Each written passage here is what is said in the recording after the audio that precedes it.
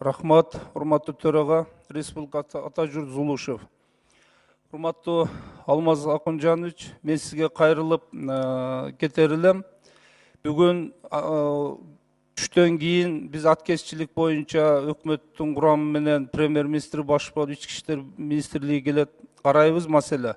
Ошо кароого келгендин алдында бизге маалымат берип койсо.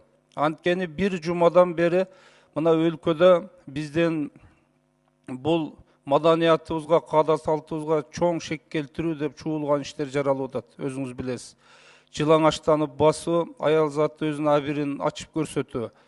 Биз бала кезден баарыбыз билебиз. Айыл жеринде аял киши жылаңачтап шаарда да басмак турсун, ич кийимин көрүнө жайган эмес, ич кийимин.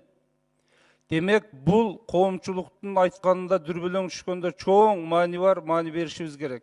Коомчулук айтып атат, парламентте депутаттар кайрылып атат. Бирок биздин укук коргоо органдары эмне иш кылып атат? Мына биз жакында реформанын алкагында бузуулар кодекси, жоруктар кодексин кабыл алганбыз. Укук коргоо органдары ички иштер бөлүмү бузуулар кодексине каттадыбы? Же жоруктар кылмыштар кодекси негизинде РПК каттадыбы? Кандай мыйзамдуу баа берип жатат? Бул деген тарых музейи, бул жалпы жанагындай общественный место, коомдук жай. А коомдук жайда абирин көрсөтүп басуу бул эмне бааланат? Мыйзамдуу баасын алышыбыз керекпиз.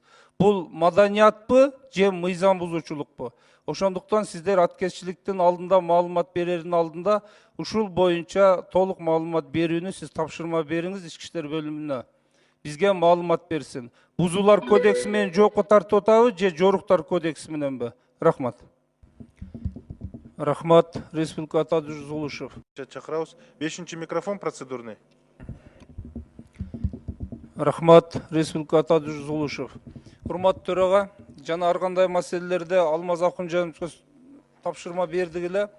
Ички иштер бөлүмү министри жанагы музей боюнча дагы маалымат берип койсун кыскача.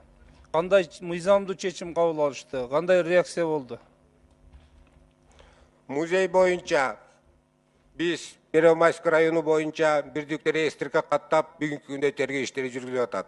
Ал жерде музейдеги болгон иштер боюнча жана музейдин директордун арызынын негизинде коркунуч туудурулган деген маселелер боюнча азыркы учурда тергөө иштери жүрүп атат.